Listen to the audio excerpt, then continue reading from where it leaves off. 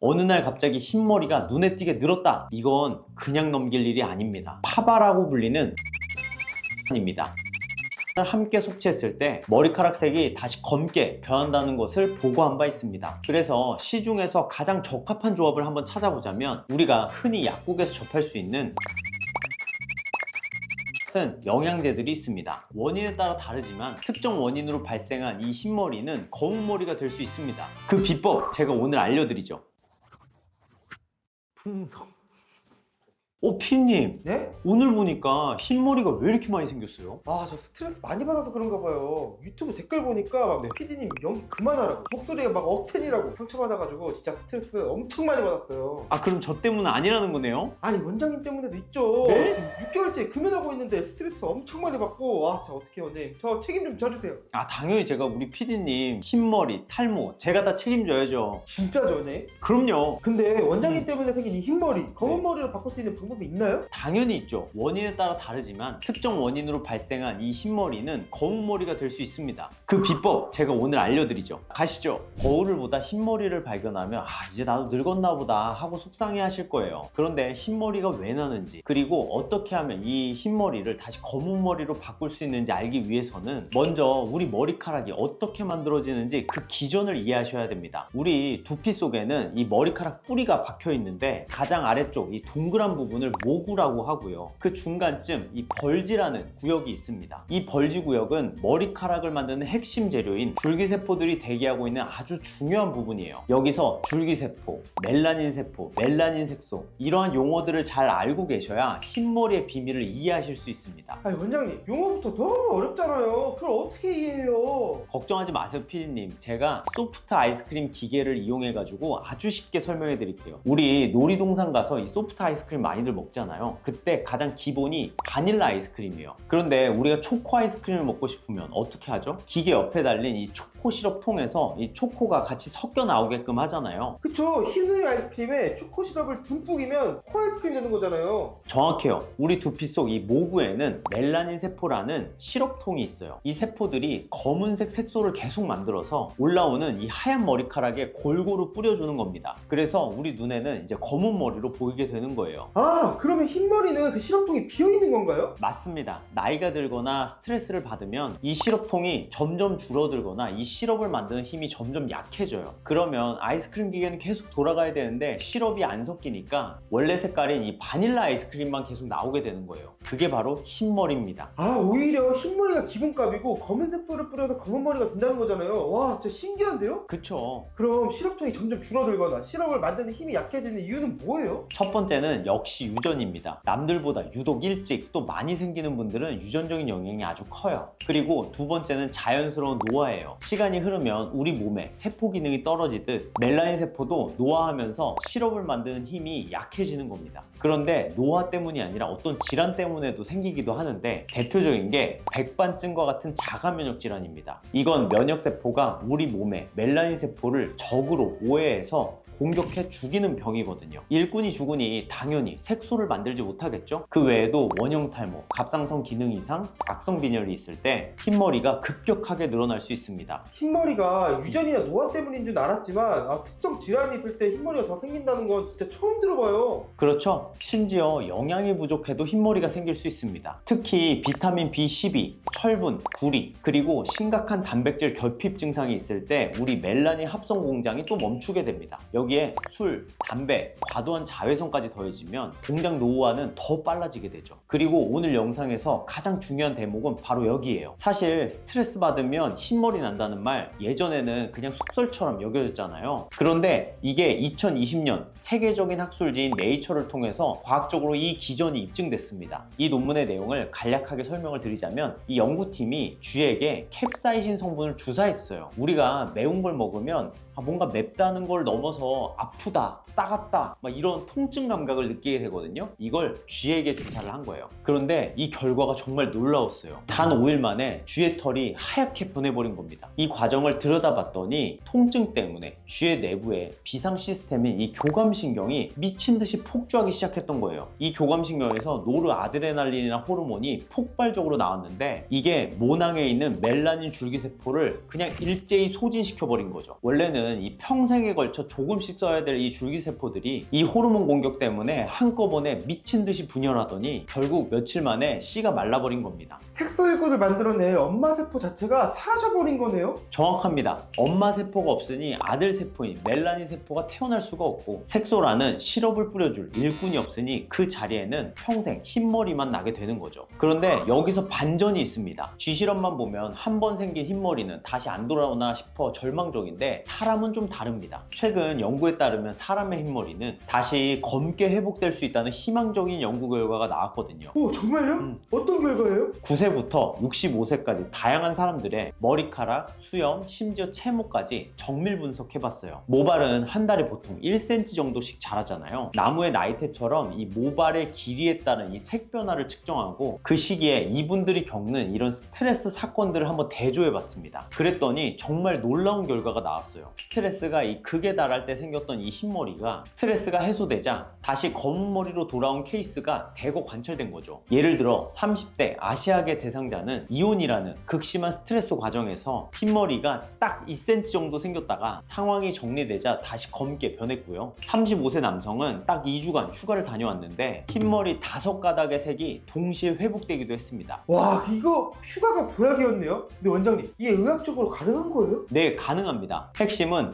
우리 세포의 에너지 발전소인 미토콘드리아에 있었습니다. 우리가 스트레스를 받으면 몸이 비상사태에 대응하느라 에너지를 무지막지하게 끌어다 써요. 이때 미토콘드리아가 과부하 걸리면서 활성산소라는 독성 물질이 뿜어져 나오게 됩니다. 우리 몸은 이 독을 해독하려고 SOD1 같은 항산화 단백질을 급하게 가동시키는데, 이 비상 시스템이 돌아가는 동안에는 멜라닌 공장 자체가 잠시 셧다운됩니다. 다행히 사람은 쥐와 달리 이 줄기세포가 완전히 죽기 전에 공장이 잠시 멈춘 상태일 때가 많아요. 그래서 충분히 쉬고 스트레스 상황이 해결이 되면 시스템이 정상화되면서 색깔이 돌아올 수 있는 겁니다. 결국 잘 쉬어주는 게 최고의 흰머리 치료제인 셈이죠. 와, 대박인데요? 어쨌든 다시 검은 머리가 될 수 있다고 하니까 원장님, 저도 휴가 좀 주세요. 뭐라고요? 휴가요. 뭐라고요? 아, 잘 안 들리는데? 아, 휴가 달라고요, 휴가.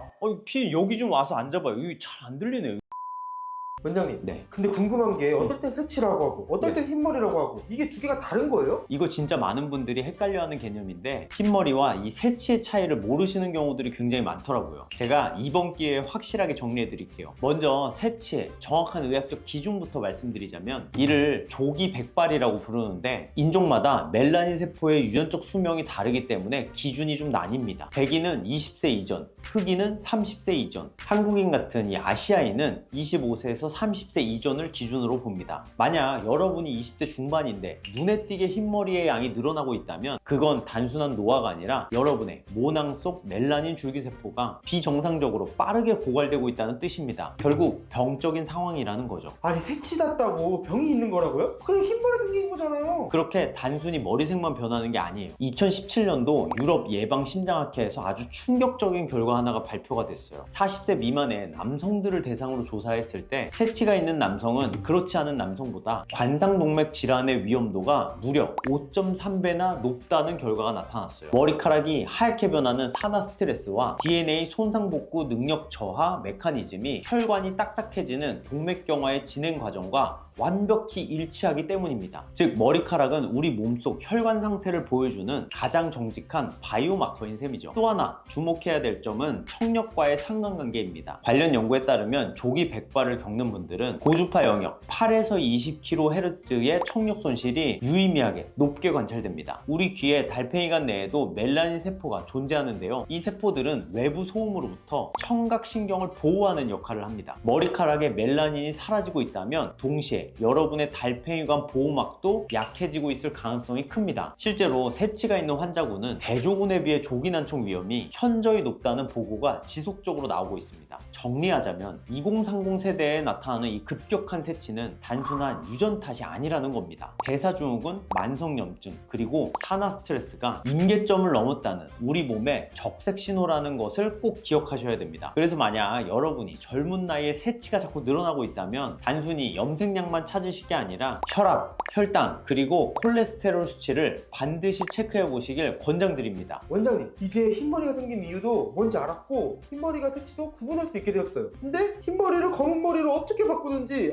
빨리 그 팁 좀 알려주세요. 알겠습니다. 가장 쉬운 방법은 흰머리를 가위로 자르거나 염색하는 거죠. 아니 원장님, 네. 지금 놀리시는 거죠? 아니에요. 한국 사람이 한국말은 끝까지 들어봐야지. 일단 들어봐요. 간혹 이제 흰머리를 뽑는 경우가 있는데 이는 모낭이 손상받을 수 있고 그럼 다시 안 날 수 있기 때문에 절대 피하셔야 합니다. 이게 사실 지금이야 검은 머리가 막 너무 많고 그 사이 흰머리 딱 하나 보이니까 그게 막 눈에 가시처럼 보기 싫고 뭐 이런 마음이 드는 거지, 나중에 탈모가 많이 심해가지고 막 모발 이식이 필요한 그 상황이 오잖아요. 그 흰머리조차 없어서 아쉬울 때가 너무 많아요. 그래서 잘 가지고 계시는 게 나중에 봤을 땐 정말 큰 이득이 됩니다. 지금 당장 흰머리가 너무 눈에 띄고 그게 자꾸 거슬린다면 이 쪽가위 이용해서 두피에 바짝 대고 이렇게 짧게 자르세요. 그리고 이 가위로 조금씩 자르는 정도로는 이제는 더 이상 흰머리가 커버가 되지 않는다. 그땐 염색이 최선의 방법일 수 있어요. 하지만 염색을 또 자주 하게 되면 두피에는 굉장히 자극이 될 수 있어서 주의사항이 있습니다.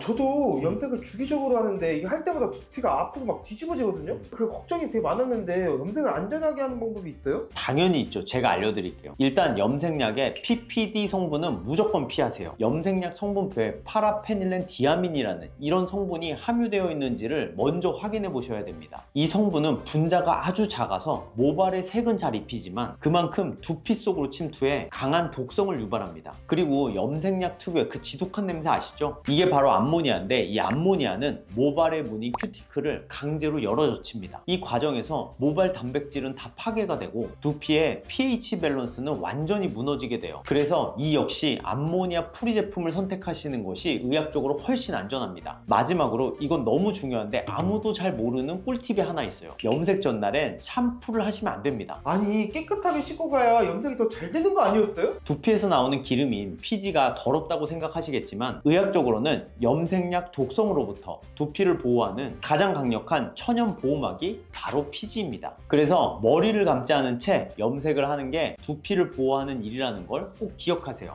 원장님, 네. 혹시 이미 염색했는데 염색약 때문에 두피가 따갑다면 이때는 어떻게 해야 되는 거예요? 그건 이미 염색약 때문에 두피가 자극을 받은 거기 때문에 이때는 헤드 스파를 통해서 이 두피에 자극된 거를 진정시켜주는 게 좋습니다. 물론 염색약이 다소 빠질 수는 있지만 두피가 뒤집어져서 두피 환경이 망가지면 탈모도 유발되고 잃는 게 더 많거든요. 이제 가위질이나 염색처럼 그냥 단순히 위장이 아닌 더 본질적으로 흰머리를 검은 머리로 바꿀 수 있는 방법을 알려드릴게요. 드디어 이제 진짜 꿀팁 알려주시는 거예요? 지금부터 집중하세요. 단순히 나이 탓이 아니라 질병 때문에 생긴 흰머리라면 원인만 제대로 잡아도 다시 검은 머리로 돌아올 수 있습니다. 대표적으로 백반증이나 원형 탈모가 그렇죠. 이 질환들이 치료되면 다시 검은 머리로 올라오는 경우들이 아주 많습니다. 또 우리 몸에 엔진 역할을 하는 갑상선에 문제가 생겨도 색소 합성이 뚝 떨어질 수 있거든요. 이 역시 질환이 호전되면 머리색도 자연스럽게 돌아오게 되죠. 그리고 제가 아까 스트레스가 극심하면 흰머리가 생기는 기전 설명드렸죠? 그 네이처 나오는 쥐실험 말씀하시는 거예요? 맞습니다. 어느 날 갑자기 흰머리가 눈에 띄게 늘었다. 이건 그냥 넘길 일이 아닙니다. 지금 내 몸이 나 너무 힘들다 라고 보내는 절박한 신호거든요. 이럴 땐 명상이나 충분한 수면으로 몸을 꼭 릴렉스 해주세요.